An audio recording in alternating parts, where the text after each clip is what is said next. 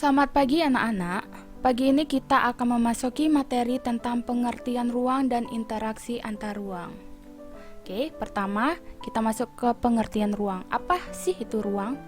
Ruang tempat di permukaan bumi baik secara keseluruhan ataupun hanya sebagian yang digunakan oleh makhluk hidup untuk tinggal.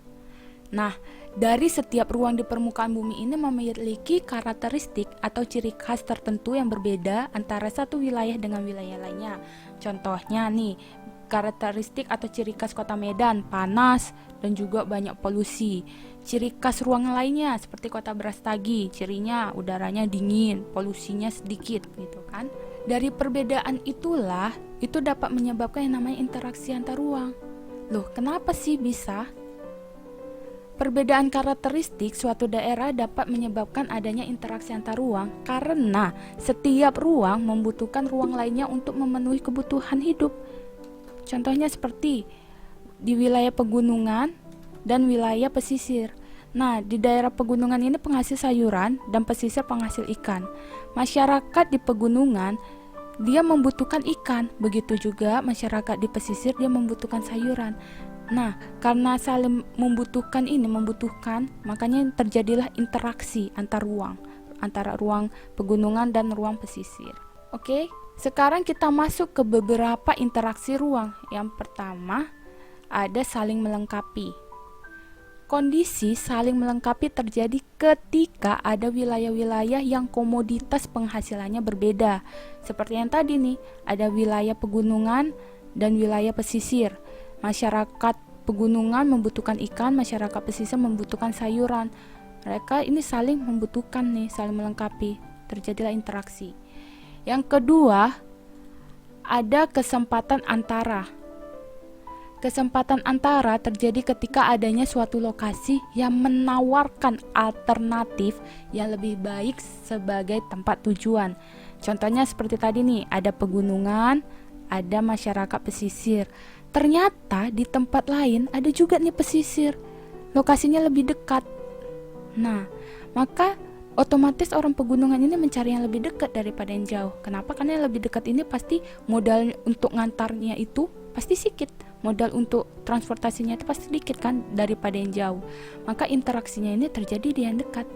Nah, dia berpindah, ada alternatif lain, menawarkan alternatif yang lain yang lebih baik.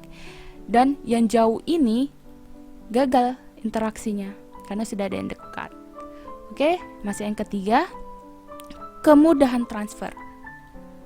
Kemudahan transfer mengharuskan biaya pengangkutan barang lebih rendah dibandingkan keuntungan diperoleh. Contohnya seperti ini. Ada kota A, ada kota B. Ada seseorang, sebut saja Mawar. Dia berada di kota A. Mawar ini dia ingin menjual ikan ke kota B gitu. Dia menjual ikan, dia sudah perhitungkan keuntungan dia 500.000.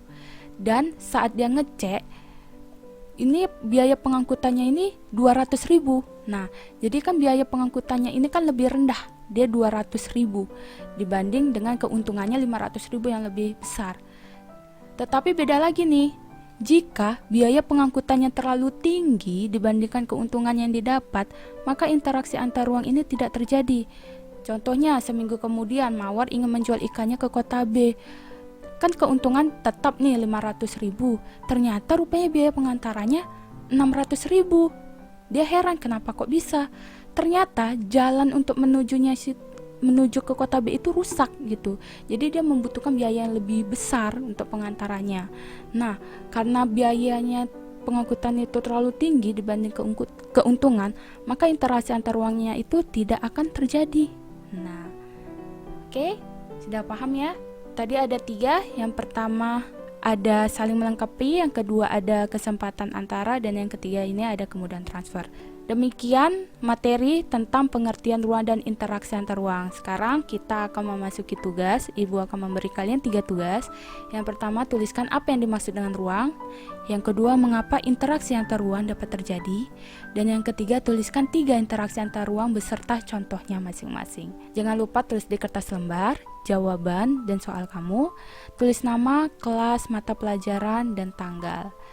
Oke, semoga kita selalu diberi kesehatan dan selamat pagi.